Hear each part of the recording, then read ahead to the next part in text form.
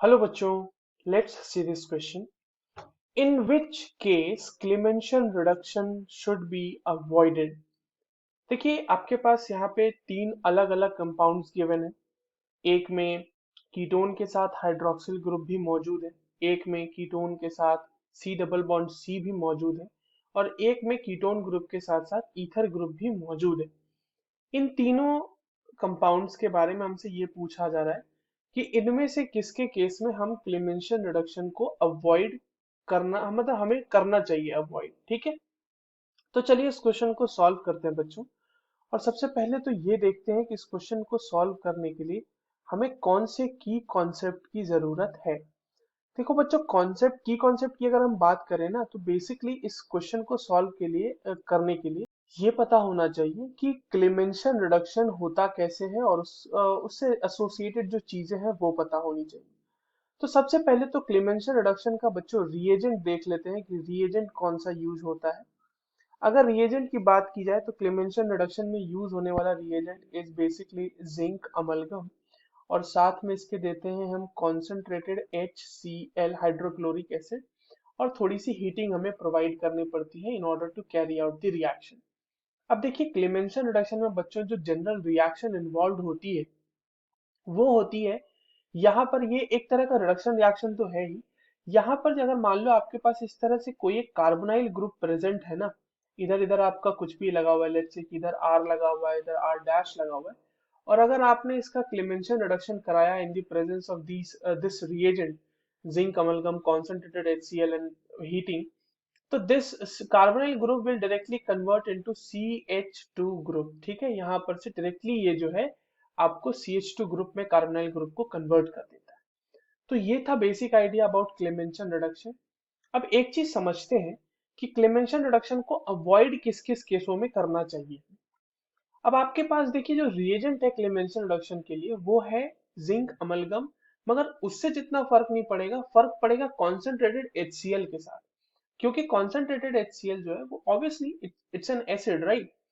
तो अगर कोई भी ऐसा फंक्शनल ग्रुप है हमारा जहां वो फंक्शनल ग्रुप एसिड सेंसिटिव है, मतलब उसका खुद का कोई रिएक्शन HCl के साथ हो सकता है, तो हम वैसे केसेस में क्लेमेंशन रिडक्शन को अवॉइड करेंगे। तो यहाँ पर हम लिख लेते हैं that Clemmensen reduction is avoided, Clemmensen reduction is avoided in case of reduction is avoided in case of acid sensitive groups।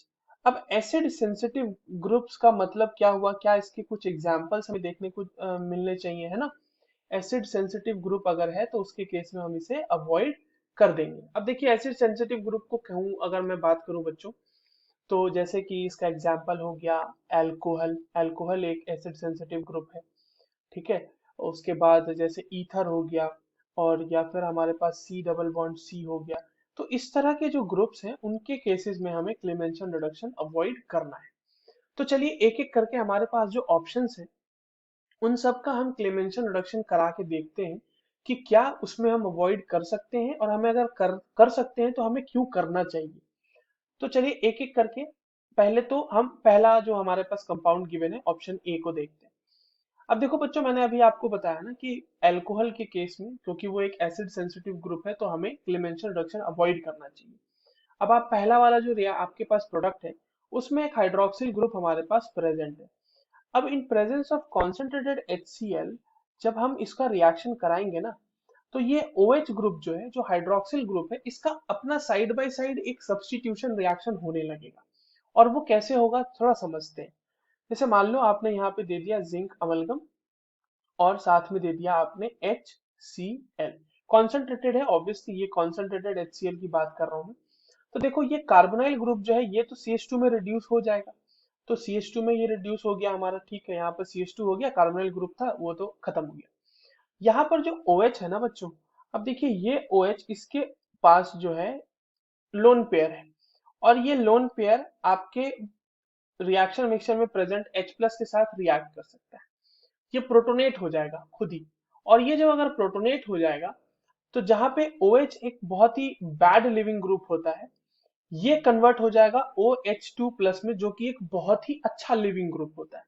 और आपके पास ऑब्वियसली HCl है तो Cl माइनस भी रिएक्शन मिक्सचर में होगा and this Cl minus will be attacking over this carbon जिससे OH2 plus attach है, और ये इसके रिमूवल के साथ साथ यहाँ पे आपके पास जो कंपाउंड है वहां पे एक सब्स्टिट्यूशन रिएक्शन भी आपको देखने को मिल जाएगा with the removal of water. अब देखिए, हम आप कह सकते हैं ना कि सर अच्छी बात तो है, रिएक्शन हो रहा है, होने देते हैं, बट अगर मान लो बच्चों कि हमें एक सिलेक्टिव रिडक्शन कराना है सिर्फ कार्बोनाइल ग्रुप का, कि नहीं हमारे इस रिडक्शन में या इस रिएक्शन में सिर्फ और सिर्फ कार्बोनाइल ग्रुप ही रिड्यूस हो, तो हम इस रिएक्शन को कैरी आउट नहीं कर सकते हैं, क्योंकि उस चक्कर में हमारा OH भी जो है वो सब्स्टिट्यूट होके कुछ और ही कंपाउंड में बदल जा रहा है। तो यानी पहले केस में तो हमें अवॉइड करना चाहिए, इट शुड बी अवॉइडेड। चलिए दूसरा ऑप्शन जो है उसको चेक करते हैं। दूसरा ऑप्शन क्या है बच्चों, हमारे पास दूसरा ऑप्शन है, यहाँ पर एक डबल बॉन्ड लगा हुआ है और ये इस तरह से कार्बोनाइल ग्रुप यहाँ लगा हुआ है। अब अगेन इसका अगर हम कराते हैं क्लेमेंशन रिडक्शन, यानी ZnHg के साथ रिएक्शन कराते हैं कॉन्सेंट्रेटेड HCl के प्रेजेंस में, राइट। अब देखिए यहाँ पे क्या होगा कि पहले तो ठीक है आपका कार्बोनाइल ग्रुप रिड्यूस हो गया, मगर ये डबल बॉन्ड जो है अब ये रिएक्ट कर जाएगा आपके H प्लस के साथ। अब देखो जब H प्लस है ना तो मार्कोनिकॉफ रूल लगा दो यहाँ पे आप, मार्कोनिकॉफ रूल्स लगा सकते हो आप। तो मार्कोनिकॉफ रूल लगाओगे तो आप कहाँ पर अटैच करोगे हाइड्रोजन, जहाँ पे हाइड्रोजन रिच कार्बन है। तो ये जो इधर वाला कार्बन है यहाँ पर ऐसे भी दो हाइड्रोजन है पहले से, तो ये इसी पे जाके लग जाएगा और इस तरह से आपका एक जो है कार्बोकेटायन क्रिएट हो जाएगा यहाँ पे। और इस कार्बोकेटायन पे वापस से Cl माइनस अटैक करके, है ना, ये इस Cl माइनस इस पे अटैक करके आपका सब वापस से एक और क्लोरीनेटेड कंपाउंड आपको दे सकता है। तो ये भी आपने देखा कि यहाँ पर हमारा काम हो गया, हमने जो करना चाहा वो तो हुआ ही, कार्बोनाइल ग्रुप तो रिड्यूस हुआ ही, उसके साथ साथ हमारा जो डबल बॉन्ड था वो भी रिएक्ट कर। Now coming to the C option, जो हमारा लास्ट ऑप्शन है वो देख लेते हैं। उसमें क्या है कि एक ईथर ग्रुप आपके पास अटैच्ड, और वो कंपाउंड आपको कुछ इस तरीके का दिख रहा होगा। अब देखिए यहाँ पर भी अगेन इसका जब हम रिएक्शन कराएंगे तो ZnHg के साथ रिएक्शन कराएंगे ऑब्वियसली, और कॉन्सेंट्रेटेड HCl तो देना ही देना है, उसको हीटिंग भी देनी है। तो मान लीजिए फिर से कार्बोनाइल ग्रुप रिड्यूस हो गया पहले तो CH2 में, और अब इसका जो है ईथर ग्रुप रिड्यूस कर रिएक्ट कर जाता है। कैसे, अगेन यहाँ पे ऑक्सीजन के पास लोन पेयर ऑफ इलेक्ट्रॉन्स है, it can be protonated by the present H plus. अब ये जब अगर प्रोटोनेट हो जाएगा ना यहाँ पर, तो देखो यहाँ पर इस तरीके का कंपाउंड बन जाएगा, ये H प्लस और इस ऑक्सीजन के ऊपर प्लस चार्ज आ जाएगा।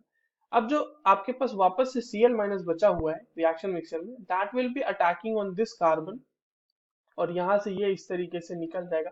इसको थोड़ा सा अच्छे से बनाते हैं, ये बेसिकली जो है ना ऑक्सीजन पे चला जाता है ये बॉन्ड इलेक्ट्रॉन का।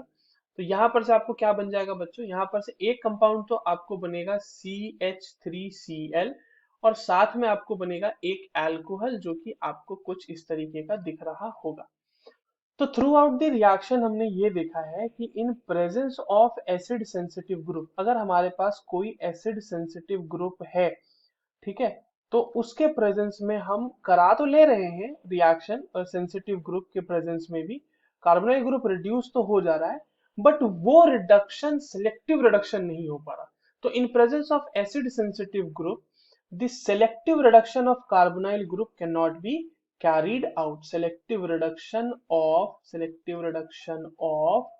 carbonyl group cannot be carried out. अब आप देखो, अब आपके पास जो कार्बोनाइल ग्रुप का रिडक्शन है वो सिलेक्टिव आप करा ही नहीं पा रहे, आपका पूरा का पूरा मॉलिक्यूल अगर मान लो चेंज हो जा रहा है, आपको सिर्फ कार्बोनाइल ग्रुप रिड्यूस कराना था, तो आप नहीं करा पाओगे ना, can not be carried out, can't be carried out. तो इसीलिए ऐसे केसेस में हम क्लेमेंशन रिडक्शन अवॉइड करते हैं, carried out by Clemmensen reduction. यहाँ पे क्लेमेंशन रिडक्शन को भी पूरी तरह से, अब देखो जो यहाँ पर हमारे पास पूरा का पूरा ये है ना, अ, एक मिनट, let me write the first Clemmensen reduction. अब देखिए यहाँ पे आपके पास जो ऑप्शंस हैं उनको एक बार देख लेते हैं। जो पहला ऑप्शन है उसमें भी अवॉइड करना है, दूसरा ऑप्शन है उसमें भी अवॉइड करना है, और जो तीसरा ऑप्शन है उसमें भी अवॉइड ही करना है। So the correct answer for this given question is option D, all of these. I hope you understood this well. All the very best.